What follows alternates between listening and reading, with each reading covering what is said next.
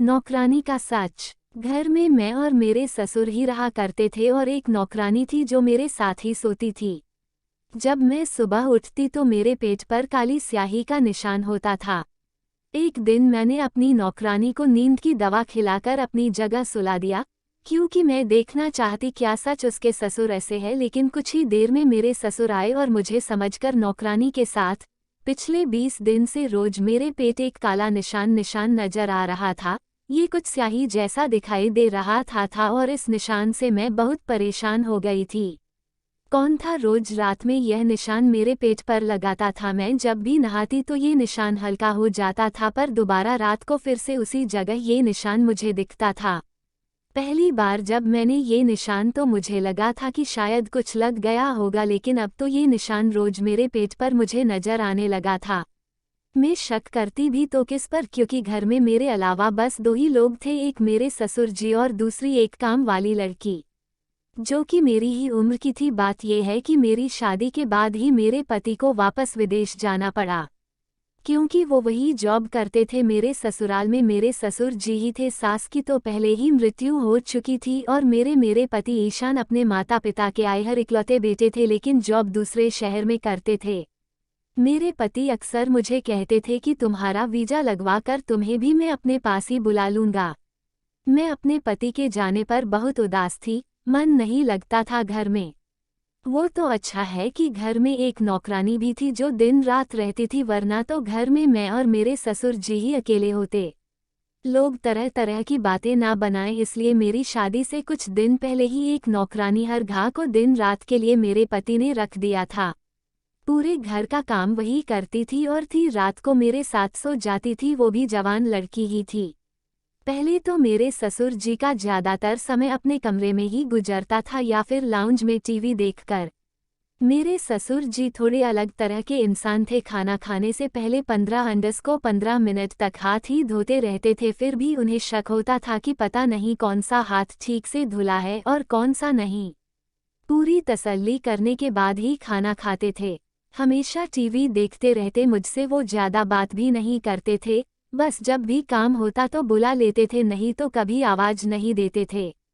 मैं पूरा दिन उस नौकरानी से घर के काम करवाती और साथ साथ बातें भी करती रहती थी। शुरू के 2 महीने तो ऐसे ही गुजर गए।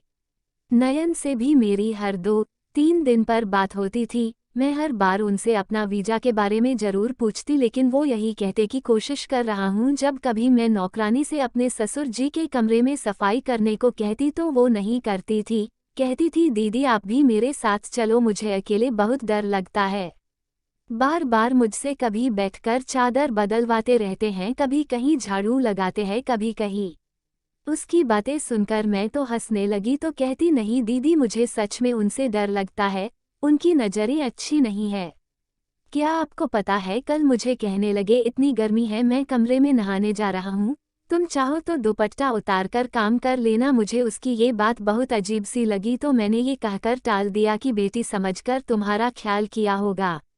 वो कहती जाने भी दो दीदी, मैंने तरह तरह के लोगों के घरों में काम किया है, सबकी नज़रों को अच्छी तरह से पहचानती हूँ मैं। ये बोलते हुए वो किचन में चली गई और मैं भी अपने कामों में लग गई। लेकिन अब जो मेरे साथ हो रहा था वो कुछ अजीबोगरीब था। आखिर कौन था जो रोज रात को काला रंग मेरे पेट पर लगाता था और मुझे महसूस भी नहीं होता था। रात को मैं बहुत देर तक जागती रही। वो काम करने वाली लड़की मेरे ही कमरे में जमीन पर बिस्तर लगाकर सोती थी। रात के करीब 2 बजे बज गए थे और मैं अब तक उठी ही थी ये देखने के लिए कि कौन ऐसा करता है, लेकिन फिर पता नहीं कब मुझे नींद आ गई। पूरा दिन घर के कामों की वजह से मैं इतना थक जाती थी कि पूरी रात मेरे लिए उठना बहुत मुश्किल था। एक दिन तो मेरे होश ही उड़ गए जब मैंने अपने ससुर जी को उंगली से किसी खाली कागज पर कुछ लाइनें खींचते हुए देखा। मैं तो उन्हें शाम की चाय देने के लिए गई थी, लेकिन जो कुछ देख चुकी थी वो मेरे होश उड़ाने के लिए काफ़ी था। जब उनकी मुझ पर नज़र पड़ी तो पहले तो मैं घबरा गई और मुझे देखते ही वो गुस्से से बोले, तुम बिना पूछे क्यों मेरे कमरे में आ जाती हो? क्या तुम्हें किसी ने ये तमीज़ नहीं सिखाई कि दरवाजे पर पूछकर इजाज़त लेते हैं?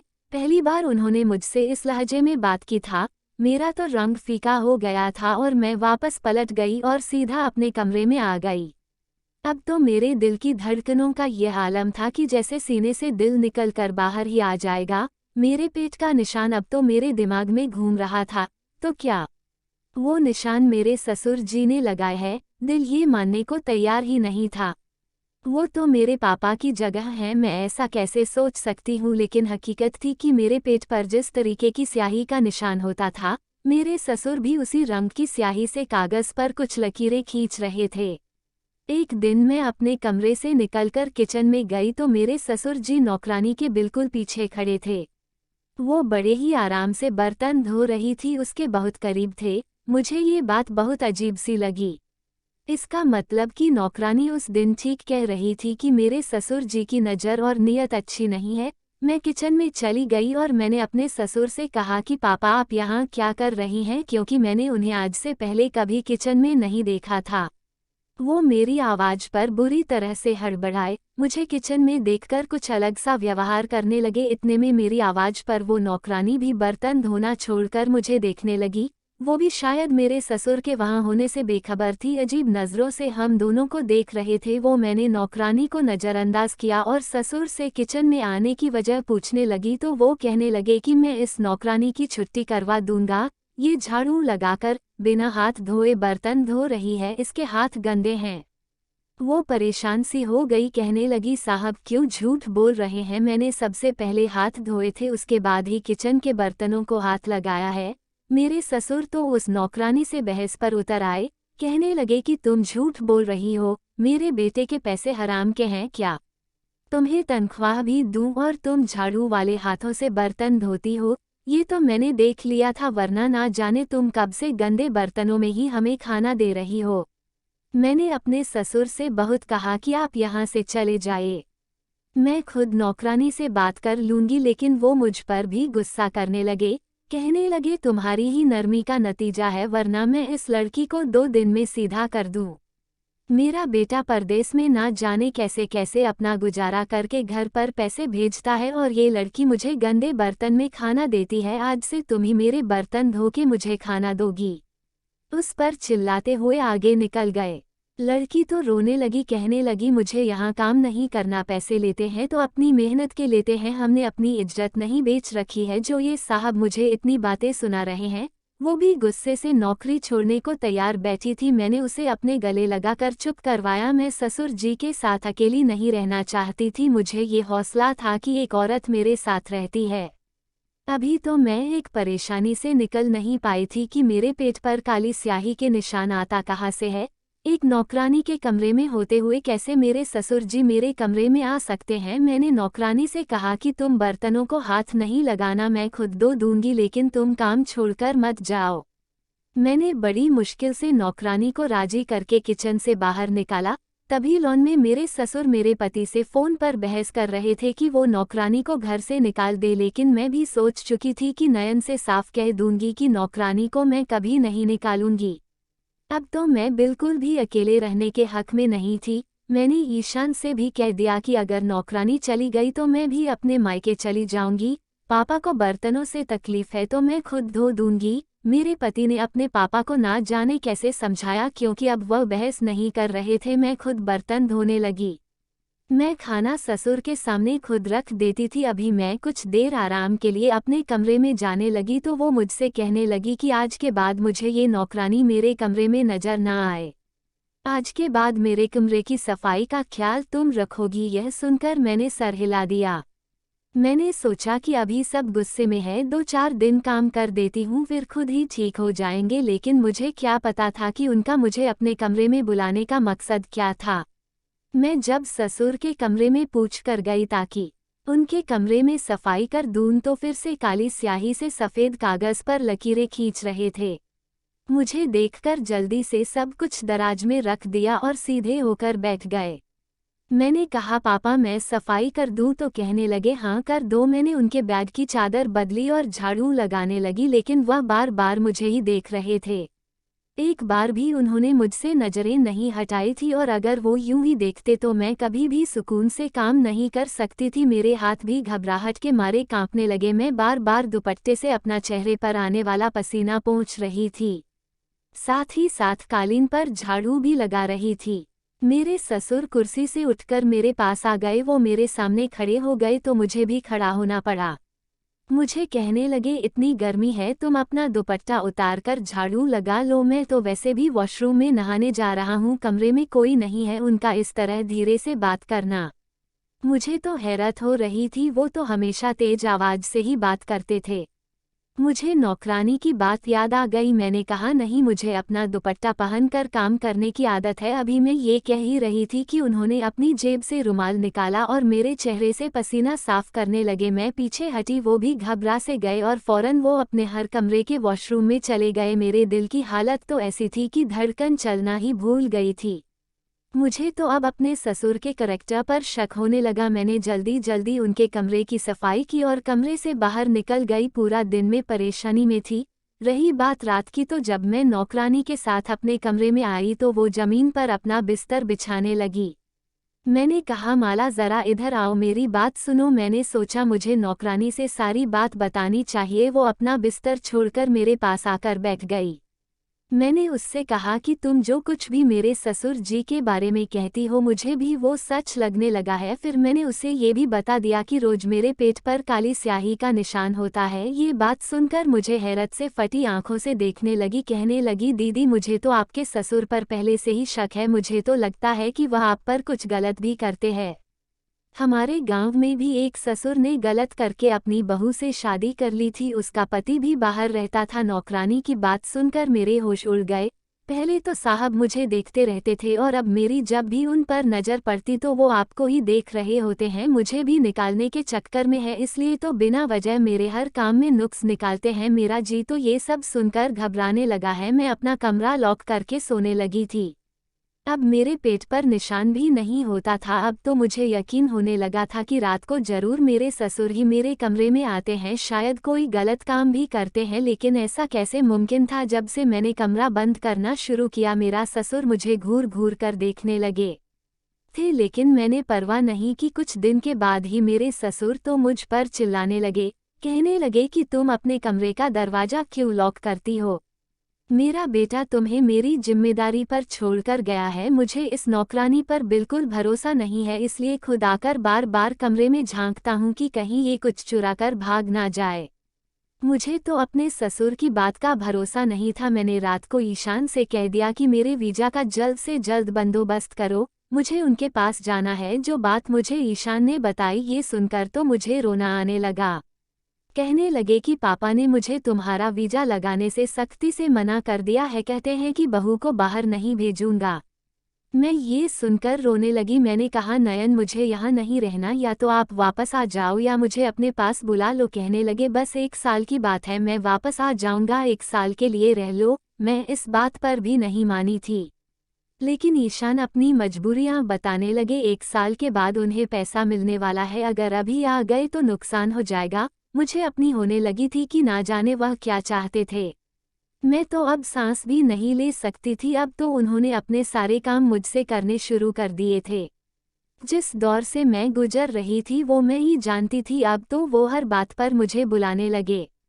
मैं अपने कमरे में दोपहर को आराम करने जाती तो एक हंगामा मचा देते। तुम्हें मेरी कोई फिक्र नहीं है, मुझे खाना देकर समझती हो कि तुम्हारी जिम्मेदारी पूरी हो गई है। मैं ईशान से तुम्हारी शिकायत करूंगा। मैं उनके रोज रोज की बहस से तंग आ चुकी थी। मैंने कहा कि आप बताइए मुझसे क्या काम है? मैं आपका कमरा खुद साफ करने लगी हूँ, आपके सारे काम करती हूँ, खाना चाहिए सब कुछ समय पर देती हूँ, इसके अलावा और क्या क्या जिम्मेदारी है? वह कहने लगी कि तुम मेरे पास बैठकर मुझसे बात ही नहीं करती, मुझे समय नहीं देती। यह मेरे लिए एक चौंकाने वाली बात थी कि मैं बैठकर उनके साथ बातें करूं। भला मैं उनसे क्या बातें कर सकती थी? उन्हें खुद ही यह सोचना चाहिए था। न ही उनका कोई दोस्त था कि वो घर से बाहर जाते या कोई दोस्त घर आए। गांव में भी उनके सख्त आवाज के चर्चे आम थे। लोग उनसे बात करने से पहले घबराते थे। इस बार मैंने उनकी बात से साफ इनकार कर दिया। मैंने कहा कि आपको मेरी शिकायत लगानी है, शौक से लगा दीजिए, लेकिन मैं आपके साथ बैठकर बातें नहीं कर सकती। एक बहू होने के नाते मैं जो कर सकती हूँ वो मैं कर रही हूँ। इससे ज्यादा की उम्मीद आप मुझसे ना ही रखें तो बेहतर है। मेरी बात सुनकर वो और गुस्से से भड़क गए, लेकिन मुझसे कुछ नहीं बोले, अपने कमरे में वापस चले गए। नौकरानी भी वही खड़ी सारी बातें सुन रही थी। कहने लगी, दीदी आपने बिल्कुल ठीक किया है, भला अब कोई साहब की पत्नी थोड़ी है जो घंटों उनसे बातें करती रहे। मुझे नौकरानी की बात सही लगी, मेरा भला चाहती थी। अब मुझे लगा अच्छा ही है, वो मुझसे नाराज हो गए हैं, कम से कम अब मुझे परेशान तो नहीं करेंगे। लेकिन जो मेरे साथ रात को हुआ, मैं तो बहुत डर गई। सुबह मेरे पेट पर काले रंग का निशान फिर से लगा था। नौकरानी अब तक सोई पड़ी थी। मैंने उसे बताया तो कहने लगी, मेरा सर भारी है, मुझे नींद आ रही है, रात भर मुझे होश नहीं था कि कहाँ सोई हूँ। फिर कहने लगी, हाँ मुझे याद आया, रात को मेरे सर में हल्का सा दर्द था, साहब ने मुझे एक सर दर्द की गोली दी थी। कहने लगे, ये खा लो ठीक हो जाओगी। लेकिन ना जाने वह आते ही मुझे होश ही नहीं रहा और मैं ये सोचने लगी कि इसने तो गोली खाई थी, लेकिन मैंने ऐसा कुछ नहीं खाया था। मुझे क्यों याद नहीं आता और फिर क्यों मेरे पेट पर यह निशान होते हैं। अब मैं सोच चुकी थी कि चुप नहीं रहूंगी। मैंने रात को नौकरानी को एक नींद की गोली खिलाई और अपने बेड पर सुला दिया और खुद छुप गई। नौकरानी को मैं पहले ही बता चुकी थी, वो मेरी मदद करने को तैयार थी। मैं पर्दे के पीछे छुपी हुई थी। जब रात के 2 बजे मेरे ससुर मेरे कमरे में आए और मेरे बेड के करीब जाने लगे। जैसे ही वो बेड के करीब पहुंचे, मैंने लाइट जला दी। मेरे ससुर उसी टाइम पीछे हट गए। मुझे अपने पीछे देखकर मेरे ससुर हैरान हो गए और कमरे से बाहर निकल गए। उसी समय वहां 2 आदमी घुस आए और मुझे और मेरे ससुर जी को रस्सियों से बांध दिया। मेरे हाथ पीछे बंधे हुए थे, मेरी आंखों से तो बेबसी के आंसू निकल रहे थे। दूसरी कुर्सी पर मेरे ससुर बैठे थे, उन्हें भी रस्सियों से बंधा हुआ था। सामने 2 मर्द खड़े थे और मेरी अलमारी से सारा सोना निकाल रहे थे। वो नौकरानी उनके साथ खड़ी थी। सारा खेल उसी का रचाया हुआ था। वो कहने का रा लगी कि वो तो कब का हर चीज से हाथ साफ कर चुकी होती, बस मेरा भरोसा जीतना चाहती थी। जानबूझकर उसने मेरे मन में मेरे ससुर के बारे में शक डाला था। मेरे पेट पर निशान भी वही लगाती थी और मेरे ससुर से मेरे खिलाफ बात करती थी कि आपकी बहू अच्छी नहीं है, आपको समय देने को तैयार नहीं है, इसलिए तो आपसे कोई बात नहीं करती। वो अच्छी तरह जानती थी कि मेरे ससुर कुछ वहमी है, इसलिए उनके सामने जानबूझकर झाड़ू वाले हाथों से बर्तन धोती थी। चाहती थी कि हम ससुर और बहू एक दूसरे से उलझते रहे और वो अपना काम कर जाए। जब मैंने उसे अपना प्लान बताया तो उसने अपने 2 आदमियों को बुला लिया। उसने कोई नींद की दवा नहीं खाई थी। वो मुझे और मेरे ससुर को एक कमरे में इकट्ठा करना चाहती थी, इसलिए उसने रात को मेरे ससुर से कहा कि आपकी बहू मुझे अपनी जगह पर सुलाकर रात को किसी से मिलने जाती है, अगर यकीन ना आए तो रात को कमरे में आकर देख लेना। इसलिए मेरे ससुर रात को मेरे कमरे में आए तो बेड के पास जाकर यही देखने लगे कि सो कौन रहा है। तभी मैंने लाइट जला दी। मुझे कमरे में देखकर वह वापस जाने लगे तो दरवाजे पर 2 मर्द खड़े थे जिनके हाथ में तेजधार चाकू था। इन मर्दों के कमरे में दाखिल होते ही नौकरानी उठकर खड़ी हो गई। हम दोनों बहू और ससुर को रस्सियों से बांधकर सब कुछ चोरी करने लगी। अचानक से हुआ ये कि उसी रात ईशान वापस आ गए। हमें सरप्राइज देना चाहते थे, लेकिन जैसे ही घर पहुंचे घर का मेन गेट खुला था तो वो घबरा से गए। जब अंदर आए तो मर्दों की आवाजें सुनकर समझ गए कि कोई चोर घर में घुस आए हैं। उन्होंने ससुर के कमरे में जाकर पुलिस घर पहुंच गई और हम बाल बाल बच गए। मेरे दूसरे शहर जाने से सख्ती से मना कर दिया कि हम कम पर गुजारा कर लेंगे, लेकिन किसी नौकर को दिन रात अपने घर नहीं रखेंगे, वह घर के भेदी होते हैं और फिर जब मौका मिलता है अपना काम कर जाते हैं। शादी को 5 साल गुजर गए हैं, अब मेरे 2 बच्चे भी हैं, लेकिन मैं घर के सारे काम खुद करती हूँ। नौकरानी के लिए अगर मेरा पति कह भी दे तो मैं साफ इनकार कर देती हूँ।